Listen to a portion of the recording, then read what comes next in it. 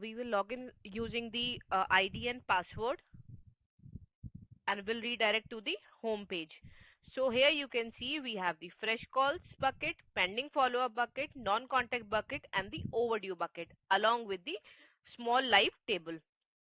So if we want to see the data in these buckets, we'll click over here. If you want to see the fresh call data, we'll click over the fresh call. If you want to see the pending follow-up, we will click on the pending follow-up bucket. If we want to see the service booked, we'll click on the service booked. Same way we'll click on the all the buckets. So fresh call bucket means the untouched data, the fresh data which is due for that particular month, and we have allocated for the CREs to call. Here in pending follow-up bucket, we have the data whom we have missed the follow-up. Customer with whom we need to do the follow-up. So all the customer who needs follow-up will come under the pending follow-up bucket.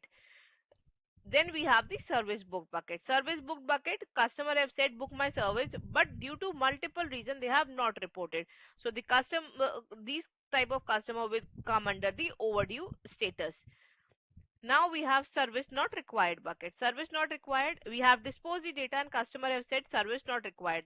Those cases will come under the service not required bucket. Then non-contact bucket. We have called the customer, but due to any reason customer didn't pick up our call. So those customer will come under the non-contact bucket. Near the non-contact bucket, we have the service booked tomorrow bucket. We have talked to the customer. Customer said book my service for tomorrow. All those customer will come under the service book tomorrow bucket.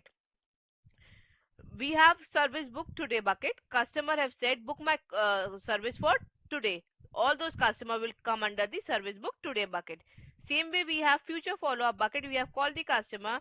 He or she have said that I am not available currently, so please call me back in future date. So we'll take the future date and time for that particular customer and dispose.